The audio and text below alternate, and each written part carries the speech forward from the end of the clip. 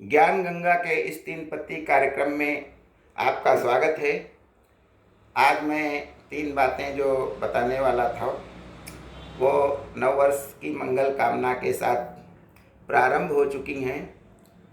जो बातें छोड़ने के लिए, जो गलत आदतें छोड़ने के लिए होती हैं, बहुत से लोगों ने संकल्प तो कर लिया होगा, लेकिन मैं कहता हूँ कि अगर आप कुछ चीज़ छोड़ना चाहते हैं तो वो छोड़ दीजिए, गाली देना छोड़ दीजिए।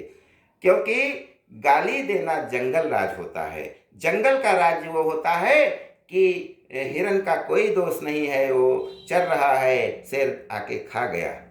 किसी का जब कोई दोष नहीं होता है फिर भी उसको दंड दिया जाता है, यही जंगल राज है जो नैसर्गिक सिद्धांतों के प्रतिकूल होता है। जब 2 व्यक्ति आपस में लड़ते हैं और एक दूसरे को जम के गाली देते हैं तो गालियां उनकी माताओं, उनकी बहनों, उनकी बेटियों को जाती हैं। बेटियों के लिए बुरा बुरा शब्द, बुरे बुरे शब्द प्रयोग करते हैं, जबकि उनका कोई दोष नहीं है। तो हम इस 21वीं सदी में जब जी रहे हैं तो हम इसका परित्याग करें और नैसर्गिक मूल्य जो हैं उनका अनुपालन करें।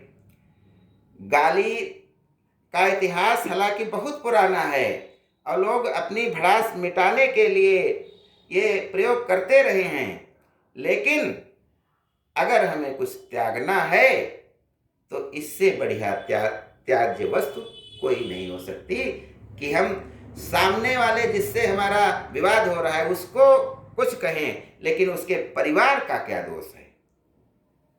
जब महर्षि वाल्मीकि सप्तर्षियों के कहने पर अपने परिवार से पूछने गए थे कि तुम हमारे पाप में भागी हो कि नहीं, तो उनके परिवार ने तो नहीं कहा कि मैं आपके पाप में भागी हूं। उन्होंने कहा कि आपका कर्तव्य है कि आप हमें भोजन दीजिए, लेकिन पाप करके लाते हैं तो उसके भागी आप हुए। तो इसी प्रकार से जो हम विवाद करते हैं तो पहली बात तो हम विवाद न करें। आपस में सुलह समझौता या कोई तरीका अपना करके हम विवाद से बच सकते हैं, लेकिन अगर नहीं, उत्तेजना आ गई, क्रोध आ गया है, तो हम किसी को गाली न दें और विशेष करके कि उनके घर वालों का, जिनका कोई दोष नहीं है, उनके प्रति गाली शब्द का प्रयोग न करें, गाली न दें। यदि देना ही गाली है तो जो हास्य व्यंग की गालियां होती हैं, जिनको सुन करके खुशी मिलती है, ऐसी गालियां दीजिए।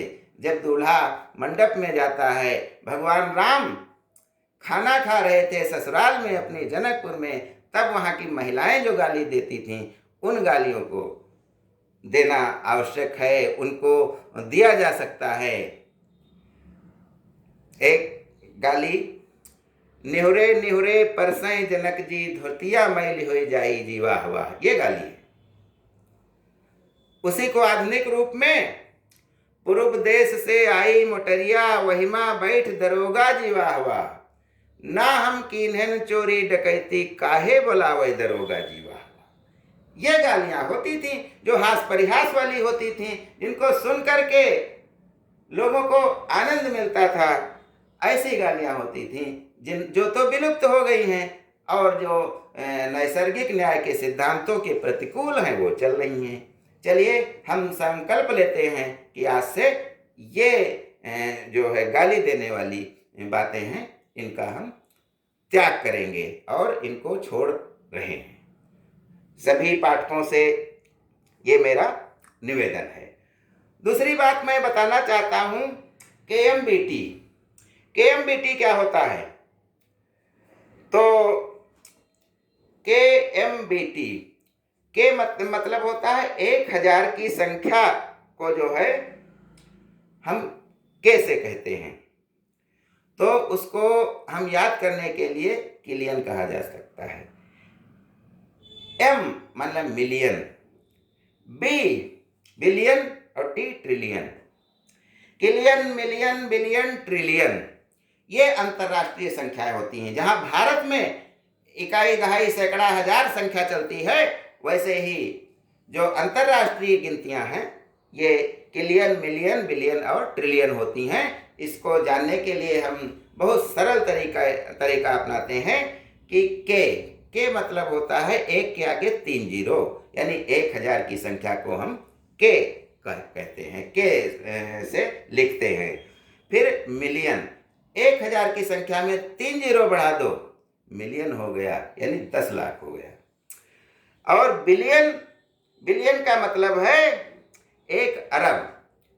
तो मिलियन में यदि हम 3 जीरो और बढ़ा देंगे तो बिलियन बन जाएगा, और बिलियन में 3 जीरो और बढ़ा देंगे तो ट्रिलियन बन जाएगा।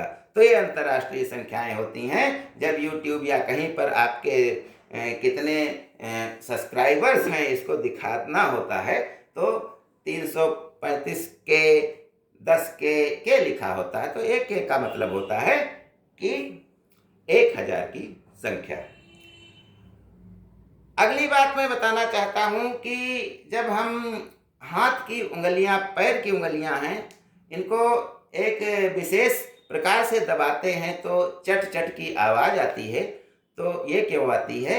ये नाइट्रोजन बबल्स के फटने से आती है। और ये एक बार जब फट जाते हैं तो थोड़ी देर तक नहीं आवाज़ आती है, और फिर जो है इसीलिए कहा गया है कि उंगलियां चटकती हैं तो थोड़ी देर बाद पुनः अगर चटकाओ तो नहीं चटकेंगी, और फिर अगर कुछ टाइम हो गया है तो फिर से चटकना शुरू हो गई। तो उंगलियां चटका